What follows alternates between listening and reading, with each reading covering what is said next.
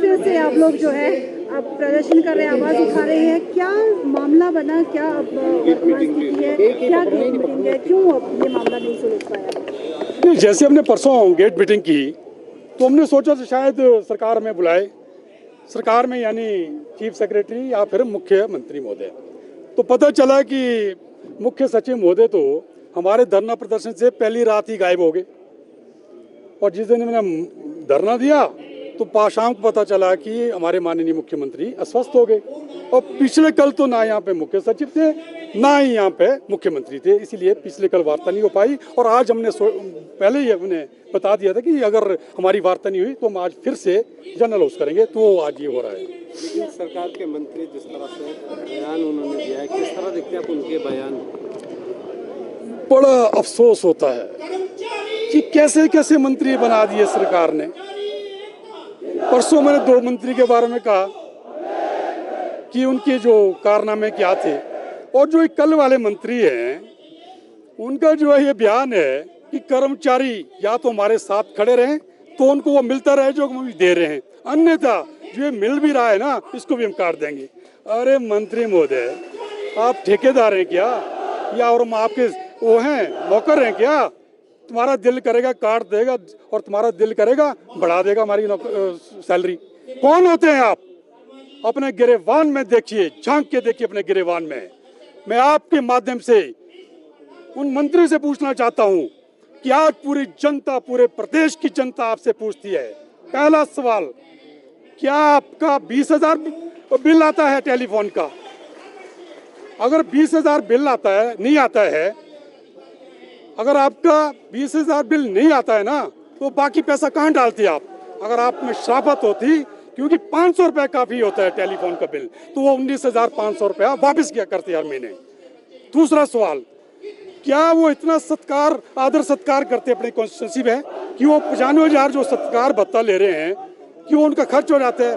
मुझे बताएं, कोई एक आदमी मेरे को बताया कि जो माननीय मंत्री जब अपनी कॉन्स्टिट्यूंसी में जाते हैं तो वो जो ना लोगों को टोपियां बनाते हैं, शॉल डालते हैं, बल्कि लोग उनको टोपी और शॉल नहीं डालते हैं। नंबर 3, मैं ये भी पूछना चाहता हूँ कि माननीय मंत्री जी का इस पे क्या कहना है कि जो प्रदेश के जो ये 2 मंत्री थे जिन्होंने अपने आशियाने उस पे ऑफिस पे इतना खर्चा कर दिया, करोड़ों का खर्चा कर दिया है, उस पर उनका क्या कहना है? तो ये जो 3 सवाल है ये पूरी जनता, प्रदेश की जनता उनसे जानना चाहती है। अगर बात करें सर, अगला कदम क्या रहेगा अगर सरकार नहीं मानती? नहीं, बात तो हम तो चाहते हैं बात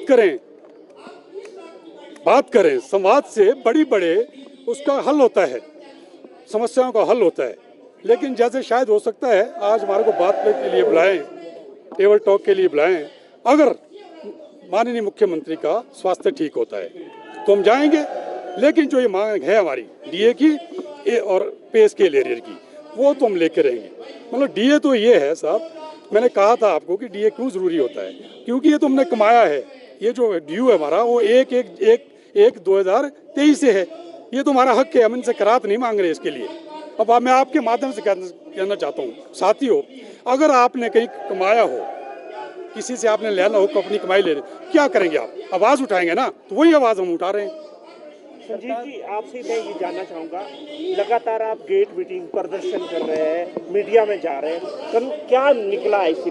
अभी तक निष्कर्ष क्या निकला है? नहीं, अभी निष्कर्ष कुछ नहीं निकला है। एक एक करके ये प्रदेश सरकार के जो मंत्री बैठे हैं ना, इनकी पोल खुली जा रही है, तो पूरे प्रदेश की जनता को इनके कारनामों का पता चल रहा है कि टेलीफोन के लिए भी 20-20 हज़ार महीना का लेते हैं, जो 500 से ज़्यादा नहीं होता है।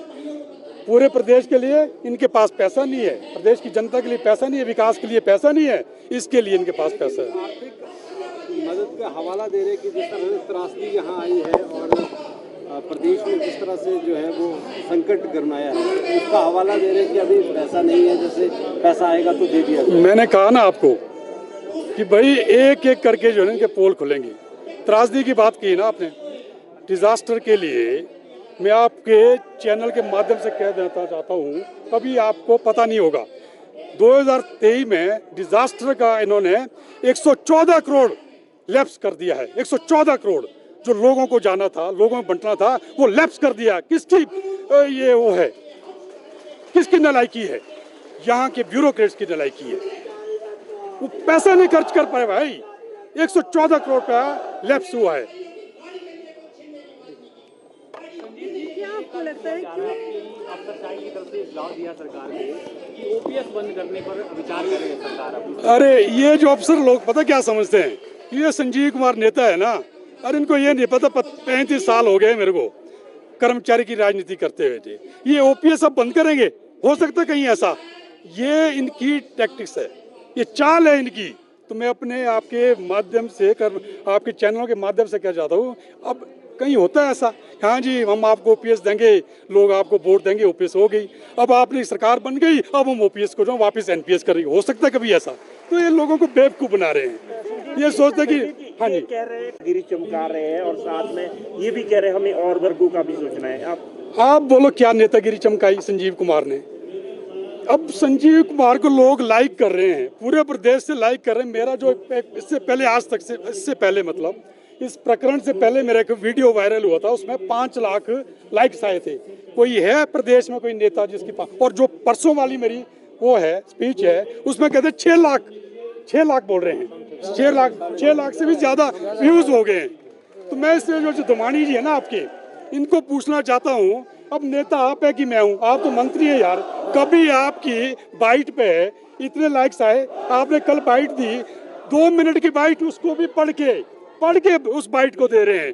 कैसे कैसे मंत्री बना रहे हैं, और वो बाइट दे दी आज के इस संवेदनशील जो आज का ये है ना, क्या कहते हैं परिस्थितियां हैं, यहाँ जो प्रदेश का कर्मचारी और अधिकारी डीए मांग रहा है और ये बोल रहे हैं कि नहीं डीए तो छोड़ो, जो आपको हम दे रहे हैं उसको भी छीन लेंगे।